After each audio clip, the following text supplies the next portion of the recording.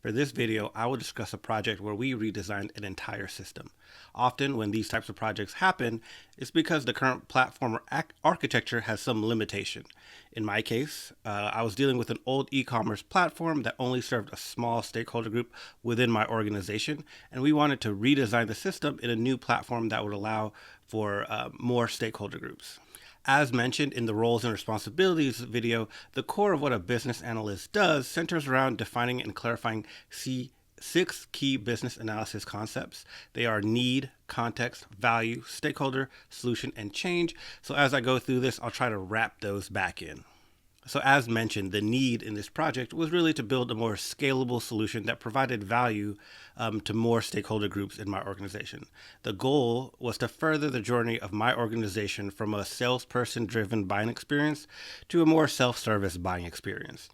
So we had two things that the solution needed to accomplish. First, it had to meet the needs of the original end users who were partners and the internal users or people who supported them, and essentially people who buy our products and then sell it back to end users. And second, to meet the needs of the new stakeholder groups that would be customers buying directly for themselves. A simple analogy to kind of understand the difference between partners and the other customer groups in our organizations would be if you imagine having a store or a site for someone who builds houses for a living, someone who knows exactly what they need, they manage their own inventory, etc. Basically a professional home builder versus a site or store for someone who only does DIY projects on their own home, who may not even know the names of the stuff that they're looking for. So I started my business analysis work by cataloging all the features of the existing system since it already existed. I asked for full admin permissions to be able to see every single space in the entire application.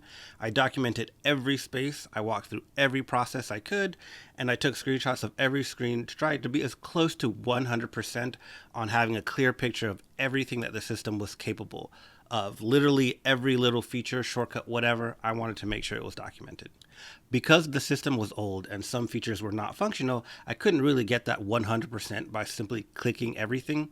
So once I had a decent baseline, then I started the detective work of finding all the stakeholders of all the features to learn more about them, how often they were used, if at all, which end user segments actually use the features. For example, some features were only used by international partners.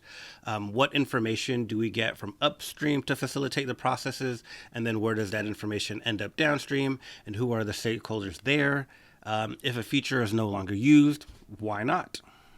One key thing I did differently from my first big project was ensuring that stakeholders were certain about the things that they told me.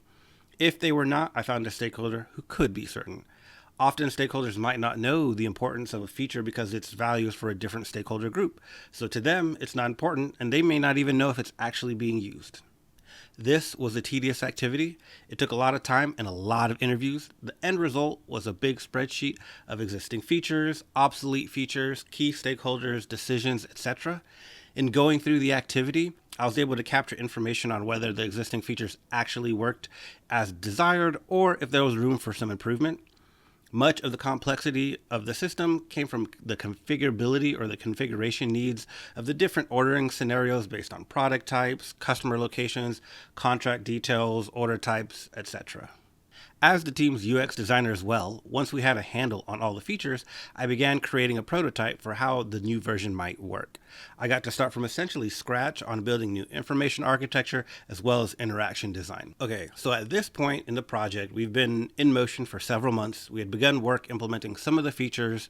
Then our team got a high priority request to build out e-commerce features for a different stakeholder group. We'll call them Division M. This is when being adaptable, one of the key behavioral competencies for a business analyst, was important. Because I, being the lead BA and UX designer on this activity, was fairly invested in the project, so being told, nope, don't finish it, do this instead, was fairly disruptive to me. We had a lot of discussions about whether to prioritize this new work, but ultimately this new group essentially had nothing, so we were going to be able to provide them essentially net new value, whereas the partner group that we were redesigning for already had a working application. It was just dated and unscalable.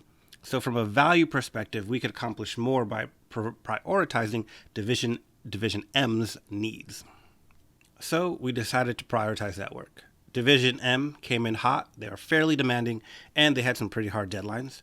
One of my duties as a BA, as the lead BA, was not only to gather requirements, but also to push back on requirements or asks that went against our platform's goals of scalability. There was a lot of negotiation, but the key was making sure that Division M understood our goals as a platform, that we understood their goals as a division, and that we were going to do what was best to meet both. As mentioned before, one of the key differences for Division M was that their end users were not going to be as knowledgeable about what they needed as the partners were. So many of the features were ways to lock things down or make things more simple and clear, while still allowing partners the freedom and control that they needed.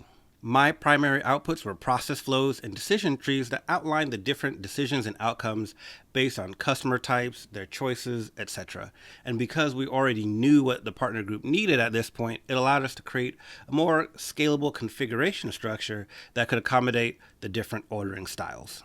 So, while Division M's intrusion was disruptive to the work being done for partners, Division M functioned more similarly to many of the divisions in our organizations, which actually ended up allowing us to onboard a third division, who we'll call Division P, right after Division M, before finally completing the original development work for our partners.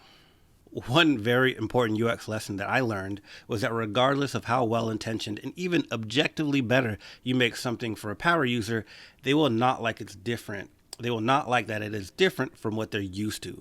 When we finally onboarded the partner users, for a couple of months, we got complaints about how the UI was essentially the worst, although it was definitively and objectively better. But for them, they had to relearn something they already could do, and that for them was a pain. The complaints did end once everybody kind of got used to the new system, though. To sum up the experience, when moving existing functionality or processes into a new platform, it is critical to understand not just what the as-is system does, but why.